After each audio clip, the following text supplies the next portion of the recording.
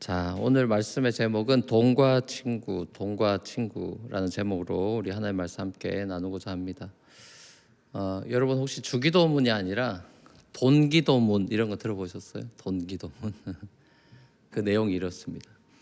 지갑에 계신 나의 돈님이여, 이름이 거룩히 여김을 받으시오며 돈이 판치는 세상에 임하셨사오니 소득이 부동산 투자에서 이루어진 것 같이 주식에서도 이루어지이다. 오늘날 나에게 쓰고 남을 돈을 주시옵고 우리가 우리에게 빚진 자를 고소함 같이 나의 진빚은 잊게 하옵시고 우리를 불황에 들게 마시옵고 다만 부도와 파산에서 구하옵소서. 대개 자본주의의 나라와 권세와 영광이 돈님에게만 영원히 있사옵나이다. 돈네. 이렇게 돼요. 자, 이게 우스갯소리 같지만 이게 점점 더 돈이 지배하는 세상 속에서 하나님 나라 제자로 살아간다는 것은 여러모로 참 쉽지 않은 것 같습니다. 복음서에 보면 예수님은 참 돈 이야기를 많이 하셨습니다. 교회 안에서는 돈 이야기 하는 것이 터부시 되거나 조심스러운 면들이 있는 것 같은데요. 예수님은 비유도 그렇고 직접적인 그런 말씀에서도 그렇고 돈을 소재로 삼으시는 모습을 자주 봅니다. 예나 지금이나 돈이라는 건 소위 유사 전능성을 지닌 막강한 권력이라는 것을 예수님도 당연히 아신 거겠죠.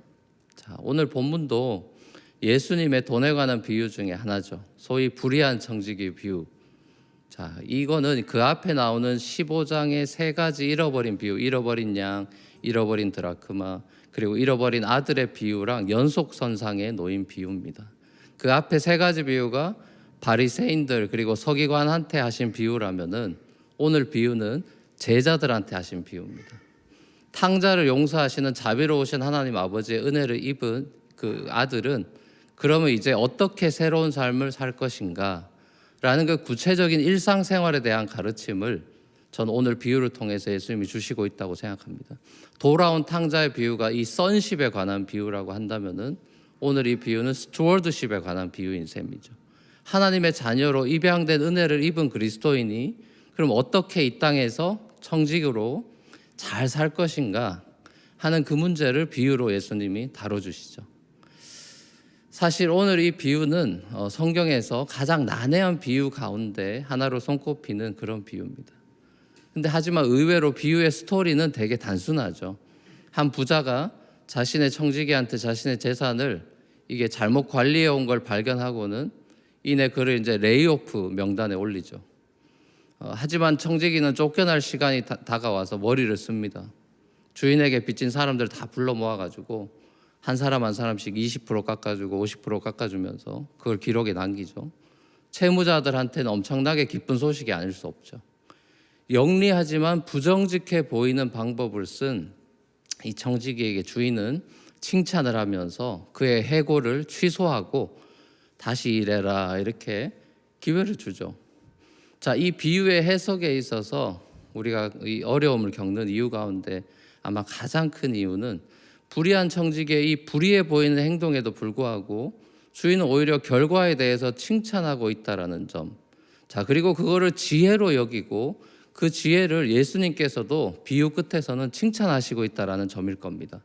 보통 비유의 구조상 이 비유에서 주인은 하나님, 청지기는 우리들, 또 빚을 탕감받은 사람들은 세상 사람들로 이렇게 여길 확률이 높지만 사실상 비유를 잘 들여다보면은 그렇지 않아요.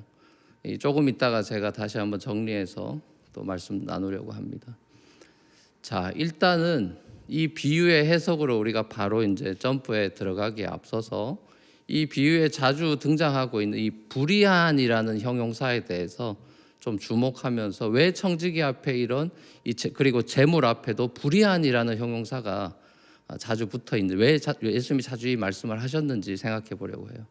자, 먼저 불의한 재물에 대해서 이야기해 보십시다. 돈이 불의합니까? 의롭습니까? 아니면 돈은 가치 중립적입니까? 사실상 돈은 돈 이상의 존재라고 말할 수 있을 것 같아요. 화폐 이상의 정체성을 가지고 있다. 꼭 가치 중립적인 것만 아니라는 거죠. 만물이 타락했고 돈도 타락했기 때문이죠. 따라서 돈도 구속의 대상이다 이래 말할 수 있어요. 자, 그렇기 때문에 돈은 양면성을 가지고 있다고 오히려 말해야 될 것 같아요. 어두운 면이 있고 밝은 면이 있다. 성경에서는 돈의 어두운 면에 대해서 경고가 많이 나오죠. 더 많아요, 사실. 돈의 어두운 면을 보면서 불의한이라는 형용사를 붙이고 있는 것 같습니다. 돈의 어두운 면, 다시 말하면 이 돈의 세속성에 대한 경고가 깔려 있는 그런 예수님의 단어 선택이다. 저는 그렇게 생각합니다. 이 사람들의 필요를 위해서 탄생한 화폐, 돈이라고 하는 것이 산업 발달과 또 문명의 발전을 거듭하면서 최고 권력의 자리로 떠오르면서 돈이 사람을 지배하는 그런 세상으로 변모하게 됐죠. 그런 점에서 이 재물, 돈이라고 하는 것이 불의한 세상을 가속화시키는데 큰 몫을 차지했다고 말할 수도 있죠. 자, 그런 점에서 돈 앞에 이 불의한이라는 형용사가 저는 붙었다고 생각합니다. 이 영성가 토마스 머튼이라는 분이 계시죠. 이분은 이런 말을 하셨어요. 현대 사회에서 돈이라고 하는 건 성령이 교회에서 차지해야 될 역할을 악마적으로 찬탈해 버렸다. 이렇게 한탄합니다. 실제로 현대 교회가 부딪힌 가장 큰 적은 돈인 것 같아요. 교회들 대부분의 문제는 목회자들의 돈 문제 아니면 성 문제, 이런 것들이 많이 펼쳐져서 같은 목회자로 너무 안타까운데요. 종교개혁가 마틴 루터가 촉구한 3가지 회심이 생각납니다. 가슴의 회심이 필요하고, 정신의 회심이 필요하고, 돈 지갑의 회심이 필요하다. 점점 더 가속화되는 이 물질 만능주의 세상 속에 살아가는 현대인들에게 이 돈 지갑의 회심이 중요하고 또 어려워 보입니다. 물론 돈의 밝은 면이 신약에도 나오죠. 돈을 긍정적으로 사용해서 선한 일에 부하라, 보물을 하늘에 쌓아둬라, 또 가난한 사람들한테 나누어줘라, 이런 말씀이 많죠. 또 구약에 보면 물질적인 부가 축복의 상징으로도 나오죠. 뭐 아브라함이라든지 욥이라든지 솔로몬, 물질적 부를 누린 사람들이죠. 자, 하지만 모든 구약적인 이런 언약이나 또 제사나 율법, 또 약속의 땅 가나안, 이런 모든 것들이 그러하듯이 하나님의 이 물질적인 축복이라는 것은 신약의 그리스도 안에서 성도들이 누리게 될 그 하늘의 신령한 복의 그림자들입니다. 에베소서 1장에서 사도 바울이 이거를 잘 찬양하면서 옥중에서 표현하는 모습을 에베소서 1장에서 보게 됩니다. 복음서를 우리가 잘 살펴보면 예수님은 천국과 지옥 비유보다도 이 돈에 대한 말씀을 더 많이 하셨습니다. 심지어 믿음과 기도에 대한 말씀보다도 구절로는 2배나 더 많습니다. 전체로 약 2359절이 돈 얘기입니다. 자, 이건 예수님 말씀의 15%가 돈에 관한 말씀이라는 통계를 낼 수가 있어요. 말 그대로 money talks, 돈이 말하는데 돈이 우리의 정체성에 대해서 말해준다. 예수님은 그걸 꼬집은 것 같아요. 리처드 할버슨이 이렇게 말합니다. 예수님은 어떤 주제보다도 돈에 대해 많이 말씀하셨다. 왜냐하면 돈이 인간 본성을 가장 잘 드러내기 때문이다. 돈은 사람의 인격을 적나라하게 드러내는 정확한 거울이다. 성경 전체를 볼 때 이 인격의 성숙과 돈을 다루는 것 사이에 밀접한 연관이 있음을 발견할 수 있다. 이렇게 얘기했어요. 저는 오늘 여러분들과 예수님의 이 중요한 관심사 중에 하나였던 돈이라는 화두를 가지고 오늘 비유를 토대로 몇 가지 포인트로 여러분들과 잠시나마 생각하고 나누고자 합니다. 자, 첫 번째 포인트입니다. 돈 문제는 경제적인 문제를 넘어선 제자도의 문제입니다. 이게 굉장히 중요하죠. 돈과 소유의 문제가 이 제자도의 핵심에 자리 잡고 있다라고 말해도 과언이 아닙니다. 돈과 믿음은 밀접한 상관이 있고 돈 문제는 경제적인 문제가 아니라 영적인 문제입니다. 부자 청년 보세요. 영생의 문제를 들고 예수님께 나왔는데 예수님은 돈 얘기로 동문서답했습니다. 이 부자 청년에게 돈이라는 것이 만몬이 되어 있었기 때문이죠. 만몬이 왕좌에서 내려오지 않으면 예수님이 그 왕좌에 앉으실 수 없었던 거죠. 반대로 보십시오. 삭개오 보세요. 예수님을 마음의 왕좌의 주인으로 모시니까 예수님 재물 팔아라고 안 했는데 본인이 알아서 팔아서 예수님을 섬기고 따르는 변화된 삭개오를 보죠. 그 핵심에 다 돈이 있어요.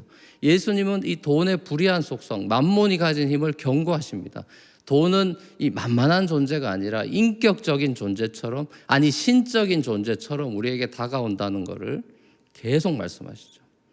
자, 그렇다면 이런 돈의 양면성, 긍정적인 면과 부정적인 측면 속에서 우리 그리스도인들의 선택은 무엇이어야 할까요? 소위 말하는 청부, 깨끗한 부자나 청빈, 깨끗한 가난함, 이 논쟁도 옛날에 많았습니다. 그리스도인들 사이에서 청부냐 청빈이냐 이 의견도 막 다투고 그러죠. 자, 근데 한 가지 분명한 거는 예수님은 청부가 좋다, 뭐 청빈이 좋다 이런 흑백 논리로 가르치시지 않으셨다고 저는 믿어요. 부자기 때문에 천국 갈 수 없다거나 가난하면 무조건 천국 간다거나 이런 논리는 성경 어디에도 없죠.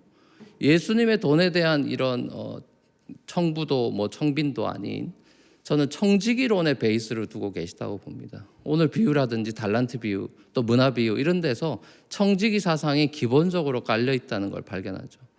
예수님의 논지는 사실 단순해요. 바른 청지기 의식이 없으면은 돈을 만몬으로 숭배하고 하나님과 만몬을 겸하여 섬기는 불의한 청지기가 될 거야. 돈이 그 사람을 불의하게 만들 수 있어라고 말씀하신 거예요. 자, 그래서 오늘 비유는 불의한 재물과 동시에 불의한 청지기에 대해서도 말씀하고 있는 것이죠. 8절에서 이 옳지 않은 불의한 unrighteous 청지기로 이 청지기에게 이 unrighteous라는 형용사 딱지가 붙은 거는 그가 20에서 50% 자기 마음대로 빚을 탕감해주고 새로운 계약서 써서가 아니라 그런 일이 있기 이전의 삶의 태도를 저는 꼬집은 표현이라고 생각해요. 1절에서 주인의 소유를 낭비한다는 말이 주인에게 들릴 정도로 청지기로서의 책무를 다하지 못했던 종이라고, 그래서 옳지 않은 청지기였던 것 같습니다. 주인이 맡긴 돈을 가지고 자기 마음대로 낭비한 거를 예수님은 불의한 행동이다 이래 말씀하시는 거죠. 이 돈의 어두움의 지배를 받는 참 불쌍한 이 오늘날의 현대인들의 모습을 우리가 봅니다. 돈의 제자로 살아갑니다. 돈이 있는 곳으로, 돈이 되는 곳이라면 수단과 방법을 가리지 않고 그야말로 물불 가리지 않고 아주 컨시스턴트하게 따라가지 않습니까? 여러분은 돈의 제자입니까? 예수님의 제자입니까? 자, 이게 첫 번째 질문이에요. 자, 두 번째 포인트는 제자도의 핵심은 그럼 뭐냐? 청지기적 소명에 달려 있다. 우리가 예수님의 제자라고 대답한다면은 오늘의 비유는 제자가 그럼 어떤 부르심을 받은 사람이냐? 이걸 보여주는 거죠. 제자는 청지기로 부름받은 사람이다. 그 주인이 있다. 주인이 하나님이다. 다시 말하면 우리 모든 소유는 하나님의 것이라는 사실을 오늘 비유는 임플라이하고 있다고 저는 생각합니다. 하나님께서는 우리가 소유를 어떻게 사용하시는지를 가지고 불의한지 의로운지 평가하시겠다라는 의도가 저는 깔려 있다고 생각합니다. 우리의 소유는 하나님의 선물인가 동시에 결국 일종의 의와 충성에 관한 청지기 테스트가 된다라는 것이죠. 이 성경에서 의라고 righteousness라고 하는 것의 기본 개념은 하나님과의 이 right relationship, 바른 관계를 가리킨다고 보시면 돼요. 주인과 청지기, 창조주와 피조물의 바른 관계에 있는 이 관계적인 상태를 의라고 말하거든요. 자, 이런 의미에서 볼 때 우리는 그 누구도 의인이 아니죠. 왜냐하면 우린 살면서 여전히 죄를 짓고 하나님과 바른 관계에 있지 못할 때가 많기 때문이죠. 자, 하지만 그럼에도 불구하고 우리는 이제 예수님의 십자가 보혈로 인해서 의롭다함을 받아버렸죠. 하나님과의 언약적인 관계 속에서 자녀로 입양이 됐어요. 자, 그렇기 때문에 이제는 하나님의 나라, 하나님의 통치 방식을 우리가 존중하고 따르고 그 의를 구하면서 살아야 되는 이런 옳은 의로운 청지기로 우리가 사실 부름받은 사람들이죠. 근데 문제는 또 있죠. 우리가 하나님과의 올바른 관계를 깨뜨리는 이 여러 가지 요소가 생기는데 삶에 그 강력한 게 바로 돈이라는 거예요. 돈이 많아지면 오히려 주인과의 관계가 대등한 관계나 그 이상의 관계로 발전할 가능성이 많죠.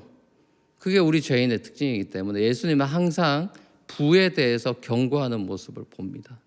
돈이 우리와 하나님과의 관계를 깨뜨릴 수 있는 강력한 무기라는 것을 계속 끊임없이 경고하시는 거죠. 사실상 하나님과 재물을 겸하여 섬기다 보면은 하나님보다 재물을 더 섬기기 때문입니다. 겸하여 섬긴다는 건 50대 50으로 나눈다는 의미가 아니라 반드시 한쪽으로 기울어지게 되는데 결국 인간은 불의한 쪽으로 기운다라는 거죠. 죄성 때문에. 하나님과 바알을 겸하여 섬긴 이스라엘 백성들처럼 말이죠. 이스라엘 백성들은 가나안의 축복을 바알, 곧 물질을 섬기는 우상 숭배로 전락시키고 말았고 이 하나님 나라를 잃어버렸죠. 최초의 인간 아담도 청지기 정신을 잃어버리고 그 마음의 주인 정신이 깃들었을 때 에덴 잃어버리고 결국 죽음을 경험해야 되는 그런 존재가 됐죠. 하나님은 우리의 주인이시고 우리는 그의 청직이다라는 이 절대불변의 법칙을 항상 의식하는 저와 여러분이 되면 좋겠습니다. 자, 그렇다면은 이 청지기로서의 소명을 잊지 않으려면 어떻게 해야 되냐? 자, 이게 세 번째 포인트예요. 자, 청지기 소명을 잘 유지하는 비결이 뭘까? 뭐 여러 가지가 있겠지만 한 가지는 종말론적인 삶의 태도에 달려 있다고 저는 봅니다. 예수님은 어리석은 부자 비유를 통해서 물질의 유한성과 덧없음에 대해서도 말씀하셨는데, 돈은 하루아침에 잘 없어지지만 너는 하루아침에 잘 없어지지 않을 수도 있어요, 사실 돈은. 근데 사람은, 생명은 하루아침에도 없어질 수 있다, 이걸 가르치죠. 청직이라는 거는 결산의 날을 기다리는 사람이에요. 다시 말하면 죽음을 기다리고 종말론적인 삶을 산다라는 거죠. 자, 왜 이런 삶이 중요하냐? 한편으로는 우리가 이 종말론적인 태도로 살아가면은 지나치게 우리가 탐욕을 부리지 않게 돼요. 그래서 자족할 수 있어요. 또 다른 한편으로는 정해진 시간 속에 주어진 돈으로 이 최선의 삶을 만들고 죽어야겠다라는 동기부여가 생깁니다. 결국 예수님께서 비유를 이렇게 마치고 비유의 적용 파트에서도 말씀하셨듯이 이 땅의 불의한 재물을 사용하는 것이 이 완성된 천국에서 참된 것을 관리하는 리허설이라고 말씀하시죠. 돈을 다루는 것을 통해서 우리를 의롭게 충성스럽게 만들어 가시겠다는 거예요. 자, 그러면서 궁극적으로 하나님은 우리를 하나님 닮은 경건한 모습, 거룩한 모습, 신실한 모습으로 우리의 인격을 성장시키겠다는 거예요. 하나님께서는 돈이 중요한 게 아니라, 우리에게 몇 달란트 있느냐가 중요한 게 아니라 우리가 그 달란트를 어떻게 바르게 사용하느냐 아니냐에 관심이 있으시다는 거죠. 그리고 이 땅에서의 그 불의한 재물의 사용 여부에 따라서 마지막에 주인의 칭찬이냐 꾸지람이냐가 결정난다는 사실을 늘 명심하고 사는 이 종말론적인 삶의 태도를 강조하고 계신 거죠. 마태복음 25장도 마찬가지입니다. 그 세 가지 비유, 종말에 관한 비유 나오죠. 열처녀 비유, 달란트 비유, 그리고 양과 염소 비유 통해서도 예수님께서 가르쳐 주시듯이 이 종말론적인 이 자세로 이 땅을 살아가는 사람들이 제자다. 종말론적인 삶이라는 것은 마지막 때를 생각하고 기름을 준비하는 지혜로운 삶이고, 달란트를 충성스럽게 사용하는 삶이고, 그 삶은 곧 지극히 작은 한 사람에게 물 주고 사랑을 베푸는 삶이다. 이렇게 가르쳐 주시죠. 자, 이 내용이 바로 오늘 비유에 다시 한번 고스란히 녹아 있습니다. 이 결국 오늘 비유를 보면은 청지기적 소명의 핵심이 이 지혜와 성실임을 알 수 있는데요. 예수님은 불의한 청지기가 라스트 미닛에 재빠르게 빚을 탕감해 주는 그 수법으로 위기를 모면한 예를 드셨는데, 사실상 예수님의 의도는 불의한 청지기처럼 지혜롭게 일 처리를 잘해라 이런 메시지가 아닙니다. 8절 말씀을 가만히 보시면은 그 불의한 청지기는 이 세대의 아들로 비유되고 있고, 빛의 아들들은 비유를 듣고 있던 제자들, 그리고 저와 여러분들을 가리킨다고 볼 수 있겠죠. 불의한 청지기가 그렇게 레이오프 되지 않기 위해서 약삭빠르게 행동했다면은 종말의 날, 결산의 날이 다가오는 너희들의 삶의 자세는 얼마나 더 지혜로워야 되겠냐라는 반어적인 메시지가 비유 속에 담겨 있는 거죠. 주인 대신 주님 앞에서 착하고 충성된 종인지 악하고 게으른 종인지에 대한 판결을 받을 것에 대한 그 종말론적인 태도를 품고 너희들이 얼마나 더 지혜롭게 살아야 되겠냐, 그 말씀을 하는 거죠. 이 세상이 전부뿐인 줄 아는 세상 사람들이 이 땅에서 먹고 살기 위해서 지혜를 그렇게 발휘하는 것 이상으로 당신의 제자들은 더 열심히 그리고 지혜로운 청직의 삶을 살아야 되지 않겠냐라는 반어적인 메시지죠. 예수님 안에서 거듭나고 천국 백성이 되어서 이 땅에서 영생을 이미 맛보고 있는 그리스도의 참된 제자로서, 청지기로서 세상 사람들보다 이 땅에서 물질관에 있어서도 더 지혜롭고 충성되게 살아야 되지 않겠냐라고 교훈을 저는 주시고 있다고 봅니다. 실제로 비기독교인들의 재정 관리가 더 지혜로워 보일 때도 많아요. 그리스도인들이 오히려 돈 관리 잘 안 될 때고 지혜롭지 못하고 그런 경우도 많은 것 같습니다. 주인의 소유를 가지고 있으면서도 청지기적 소명의식도 없거니와 바르게 그 돈을 사용할 줄도 모르는 경우가 많아요. 계획성도 없고 목적도 없는 경우를 봅니다. 이런 태도는 종말론적인 제자의 모습이 아니라는 거죠. 이걸 예수님께서 제자들한테 가르쳐주고 계신 거라고 저는 생각해요. 마치 부모가 자녀에게 용돈 주면서 돈 관리하는 훈련을 시키듯이 하나님께서 당신의 자녀들에게 일자리와 돈을 주시면서 바르게 그 돈을 벌고 쓰는 훈련을 시키시는 거죠. 돈을 수단으로 무언가 하시고자 하는 게 있다라는 거죠. 하나님 우리에게 돈을 그냥 주시면서 네 마음대로 살아라라고 말씀하시지 않습니다. 하나님께서 여러분들에게 일자리를 주시든 돈을 주시든 분명한 이유와 목적이 있는 거 아니겠어요? 하나님이 그냥 주시겠어요?